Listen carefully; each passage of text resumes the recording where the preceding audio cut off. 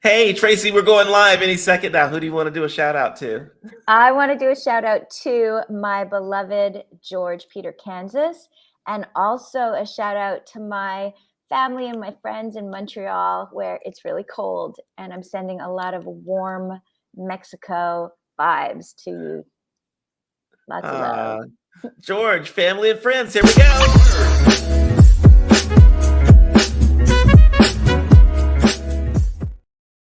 Hey guys, we are back again. We're talking today with an award-winning speaker, entrepreneur, and writer, Tracey Trottenberg-Kansas. We're going to be talking about conscious communication and how to alchemize our thoughts and words to bring more love to the world. So Tracey is definitely an award-winning speaker who has trained thousands of people, including coaches, executives, authors, and they all learn to dig deeper within to pull out the gold and own who they are, and so they can talk about and speak about and lead with love. So she's the creator and co-author of the book Phases of the New Feminine Leadership and author of Speak, Lead, and Free Your Feminine 7 Essentials. Tracey, welcome to the show. I'm so excited that you're here. Thank you so much. I'm so excited to be here with you and Well, everyone. Let's talk about there are words that I want to make sure that we all are on the same page about. First of all, let's talk about alchemy, alchemizing, and what that means in terms of people, because everyone thinks about alchemy in terms of lead and gold. What do you mean when you talk about alchemy and alchemizing people? I love that question. Well, much like the ancient practice of alchemy, which is turning a base metal into gold, into a higher version of metal, if you will. Alchemy with regard to us as people who have patterns and people who have lived lots of things in our life. We have some kind of, I would say, the challenges, the sort of lower frequency feelings and experiences and thoughts, not good or bad, just of a different vibration. And when we create an environment that and the right conditions, we can turn that into more loving, more peaceful, more kind, more compassionate thinking and ways of being. So we go from being lead bound people to gold bound people. I like that. We bring out our gold. That's Okay. always in there. Mm-hmm. So when we talk about creative consciousness, what do you want to? Let's get that term out of the way. What's conscious communication? I guess that's what I'm looking for. Conscious communication simply means it's not about being perfect by any stretch. It is about becoming more aware and intentional with the words that we use, the ways that we talk, the ways that we express ourselves internally. So the conversations we're having with ourselves, the words coming out of our mouth, and the conversations happening around us. And those words that come out of our mouth, like, do you turn them in like manner of these are good words, bad words, positive words, negative words? Like, what are the words? What do they mean? Yeah, I love that question too. So not good or bad, because that would be, that doesn't feel true. There feels like there are words that are more potent. There are words that are more, that would create the kind of experience and the kind of results that are more loving, that are more compassionate, that are more kind, caring, safe. That's more along those lines. It doesn't mean not expressing the things that don't feel good or that are hard or challenging. It's not about doing what George and I call spiritual saran wrap. It's not about that. It's about being able to express what's going on in a safe, having a safe place to do it, and then alchemizing it so that it's more, more along the lines of what you really want to say and feel and be. There's another term that you have used before, and I love this word. It's like language alchemy. Is that what we're talking about right now? Is that language alchemy? Yeah, absolutely. Absolutely. So we're becoming conscious of, I think personally, that one of the things we're most unconscious of is how we speak, especially internally, but not exclusively. And so, cliches and ways that people talk, like, oh yeah, thank God it's Friday and I hate Mondays, and all these things that we say without really considering, is this the kind of experience? Is this the kind of language I want to use? Is this the way I want to carry all this forward? So yeah, alchemizing that. What's more important, you think, the internal language that we speak to ourselves or the external language that we say to others? Such a good question. Yes, both. Okay. Because actually they show us what's going on. So what we say out loud often reflects what's going on inside. Although I have learned for myself and working with so many people that sometimes we'll be kinder and say nicer things to people outside than we would internally. And then what we say outside, like what we actually speak out loud, shows us what's going on inside. So Okay. So if someone says like, thank God it's Friday, or I can't wait for the weekend, is there something else going on besides that in their head, you think? Or what do you think those words really mean? Thank God it's Friday. Today is Friday, isn't it? it actually is. It's true. Yeah, I feel like if we're curious, and what we call compassionate curiosity, like what's going on Monday to Friday that makes, like, thank God it's over, and what's possible that would create an experience that makes every day better, more enjoyable, more authentic, more whatever that is. Yeah. To me, every day is the same. Like it used to be when I went to school, like, okay, here's just Monday through Friday, and then there's the weekend. Now they're all either weekends or weekdays. Yeah, and when you're living a life that you enjoy, and you're living consciously and committed to waking up and living a life that feels more authentic and aligned and embodied, every day has the potential to be amazing. Yeah. What happens when you're awake, when somebody all of a sudden becomes awake? What is their difference in their life? What is it that I want to experience because I'm awake? What is that? Oh, another good question. So, though it would be awesome if it was a one-time event, it seems that being awake is actually a lot about staying awake. So it's like having these awarenesses, or a transformational experience, just something that says, oh, like, instead of being in my conditioning or my program, or the way I've always said things, the way I've always thought about things, the way I've always felt about things, I have a new awareness, so I can make a new choice, and I could show up differently. Mm-hmm. So if you were going to say, Michael, you know what? Let's wake you up right now just for a minute. Okay. What do we have to do to get Michael to be awake, not woke like everyone else uses? No, that's not what we're talking No, about. we're not talking about We're woke. not talking about that. About being awake. So what do I have to do? That's such a good question. There's so many things that I would be curious about. Like, if there's something specific that's like a real struggle and a real challenge, that and the deeper desire to have it be different. That's what I would be curious about. I'd be curious about what's really going on under the hood. You know what I mean? Like, what's wanting to emerge, what's wanting to come through, and what's blocking it. So I really believe that the conversation, that your question about being awake, so much is connected to being compassionately curious, so that it's safe to do that exploration. And the alchemy piece is also everything, I believe, very, very deeply. And it's an everyday kind of work, because I bump up against this a lot myself. Mhm. And with others, is I believe that every part of us is a part of us that's looking for love, looking for love.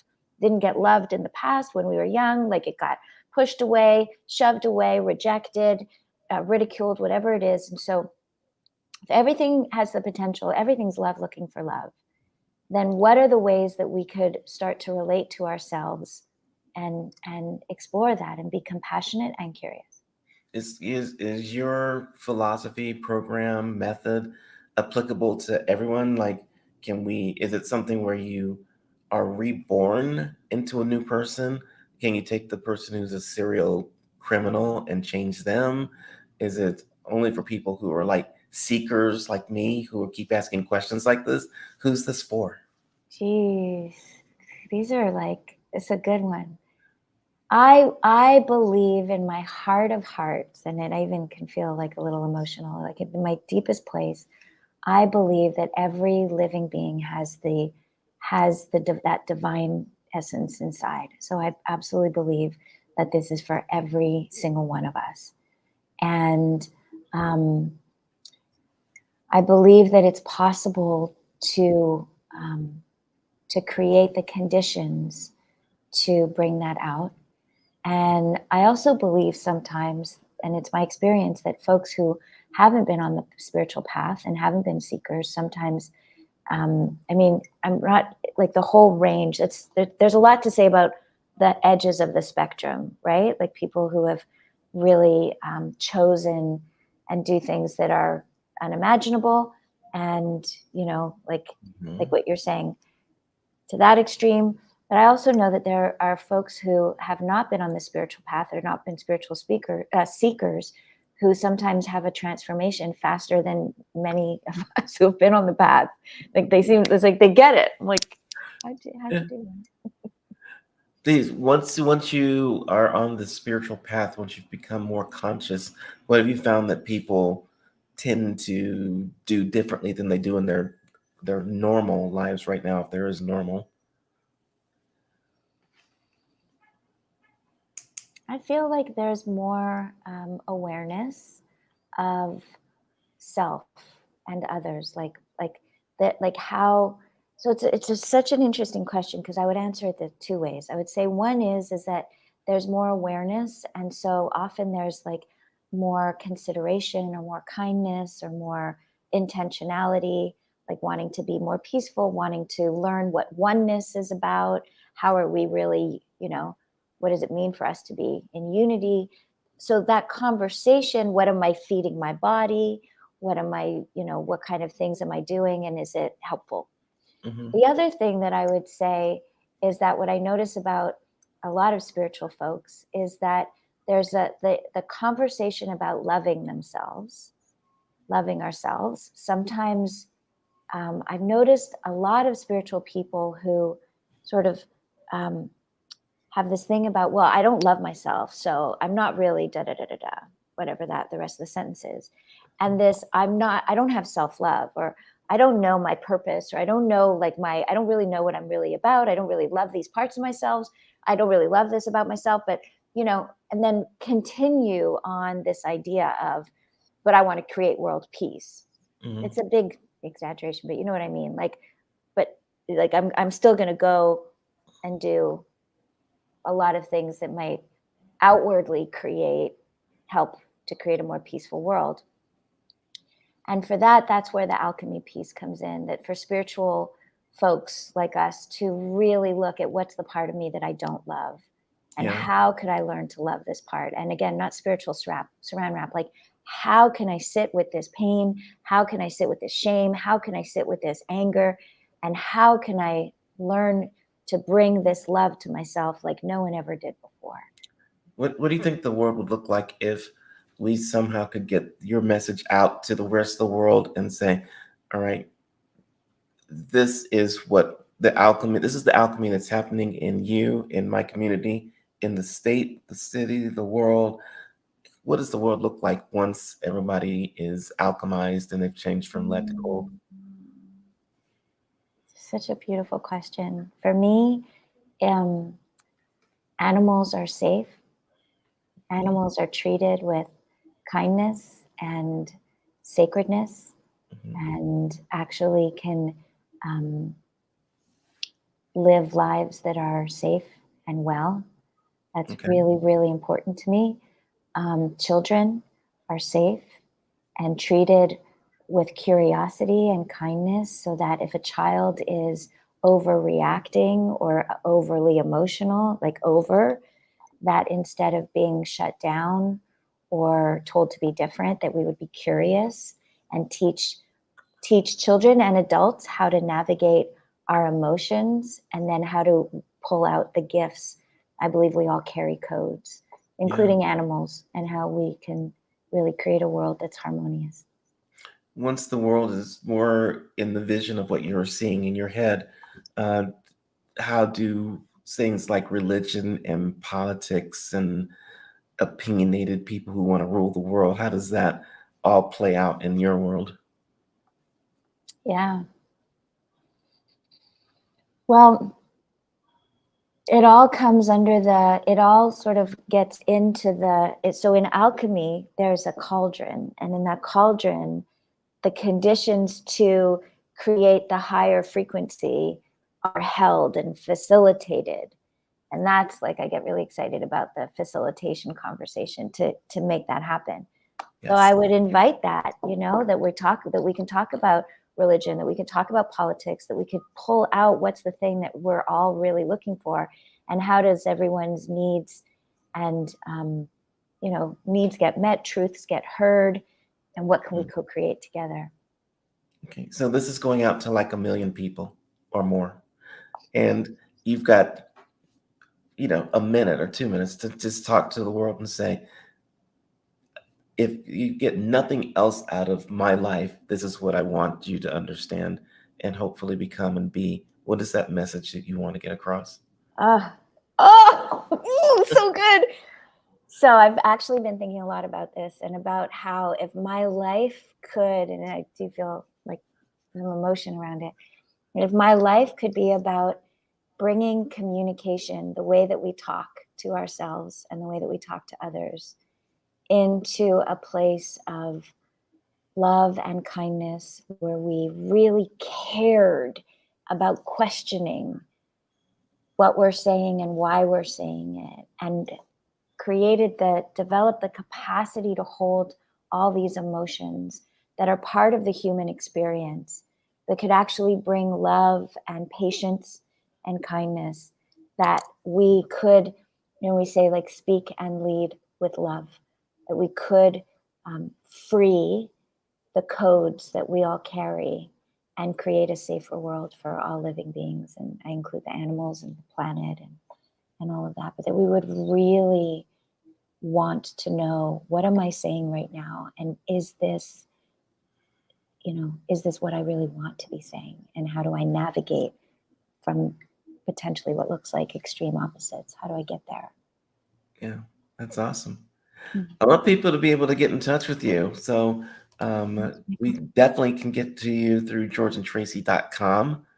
And you've also got your amazinginternational.org, us at amazinginternational.org. You're fascinating to talk to and listen to. Thank you so much for being on the show.